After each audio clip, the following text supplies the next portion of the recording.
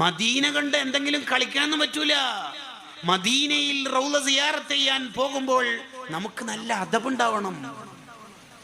അവിടെ കുറെ വീഡിയോ എടുക്കുക, ഫോട്ടോ എടുക്കുക. റസൂൽ സല്ലല്ലാഹു അലൈഹി വസല്ലം ജീവിച്ചിരിപ്പുണ്ടാകുമ്പോൾ നമ്മൾ അങ്ങനെ ചെയ്യൂ? ആലോചിച്ചു നോക്കി, നിങ്ങൾ ആലോചിച്ചു നോക്കി. മദീന പള്ളിയിൽ നിന്ന് രണ്ടുപേര് സംസാരിക്കുമ്പോൾ ശബ്ദം ഉയർത്തിയപ്പോൾ ഉടനെ ഉമർ റളിയല്ലാഹു അൻഹു ഇടപെട്ടില്ലേ? ഉമർ റളിയല്ലാഹു പറഞ്ഞില്ലേ, നിങ്ങൾ ഈ നാട്ടുകാരും ഈ വിവരമൊക്കെ അറിയുന്നവരുമാണെങ്കിൽ ഞാൻ നിങ്ങൾക്ക് ശിക്ഷ വിധിക്കട്ടായിരുന്നു. ത്വായിഫുകാരായി പോയി അല്ലേ? കണ്ടോ, മദീനയിൽ നിന്ന് ശബ്ദം ഉയർത്താൻ പാടില്ല. മദീനയിൽ നിന്ന് മാത്രമല്ല, ലാ തർഫഉ അസ്വാതകും ഫൗഖ സൗത്തിൻ നബി, നബി സല്ലല്ലാഹു അലൈഹി വസല്ലം തങ്ങൾ തങ്ങളുടെ ശബ്ദത്തെക്കാൾ ശബ്ദം ഉയർന്നു പോകരുത്.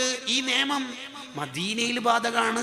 തങ്ങൾ ഉള്ള കാലത്ത് മാത്രമല്ല, തങ്ങളുടെ റൗളന്റെ അടുത്ത് ബാധകമാണ്, മൗലിദിന്റെ മജ്ലിസിൽ ബാധകമാണ്, ശമാഇലിന്റെ ദർസിൽ നിയമമാണ്, ഹദീസിന്റെ ക്ലാസ്സിൽ പാലിക്കേണ്ടതാണ്. നബി സല്ലല്ലാഹു അലൈഹി വസല്ലം തങ്ങളെ മനസ്സിൽ കൊണ്ട് നടക്കുന്നവർ നമ്മുടെ ജീവിതത്തെ അത്രമാത്രം അദബോടെ കൊണ്ട് നടക്കണം. ഒരാൾ ഫോൺ വിളിച്ചിട്ട് പറയാം, നന്ന കളിക്കണ്ട, ഞാൻ മദീനയിലുള്ള എനിക്കെതിരെ ദ്വാരക്കും, ഇന്നാ ലില്ലാഹി വ ഇന്നാ ഇലൈഹി റാജിഊൻ. എന്ത് മാർക്കറ്റിംഗ് എന്നാണ് ഇതിൻ്റെയൊക്കെ പേര്? ഇങ്ങനെ ഉണ്ടാ ചെയ്യല്? ഇല്ല ഇല്ല ഇല്ല.